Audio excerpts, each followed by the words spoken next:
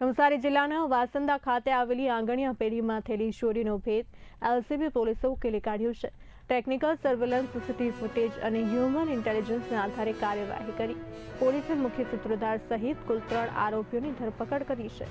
પોલીસે આરોપીઓ પાસેથી ₹19.67 લાખનો મુદ્દામાલ તેમજ દેશી બનાવટની પિસ્તોલ, મેગઝીન અને જીવતા કારતૂસ કબજે કર્યા છે। વાસંદા પોલીસ સ્ટેશન ખાતે વધુ તપાસ અને કાયદેસરની કાર્યવાહી હાથ ધરવામાં આવી રહી છે।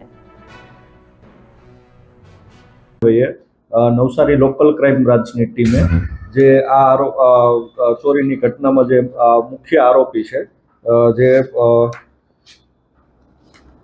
સોપારામ ઉર્ફે સંતોષ ચૌધરી, જે મૂળ રાજસ્થાનનો રહીશ છે, તે તથા તેની સાથે જે તે વખતે જે ચોરી કરવા આવેલ ત્યારે જે ગાડી વપરાયેલ હોય તો એ ગાડીનો જે ચાલક હતો નરેશ વૈષ્ણવ, અને આ જે મુખ્ય ગુનામાં જે મતલબ જેણે આ જગ્યાની બાતમી આપેલ છે અને જેને જગ્યા બતાવેલ છે તેઓ વાંસદાનો લોકલ માણસ મોહમ્મદ તસલીમ।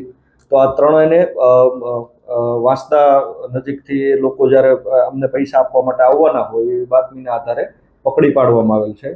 તો એ સાથે જ જે મુખ્ય આરોપી છે સોપારામ ઉર્ફે સંતોષ, એમના પાસેથી એક દેશી બનાવટની પિસ્ટલ, મેગઝીન તથા 5 રાઉન્ડ જીવતા કાર્ટ્રીજ પણ કબજે લેવામાં આવેલ છે।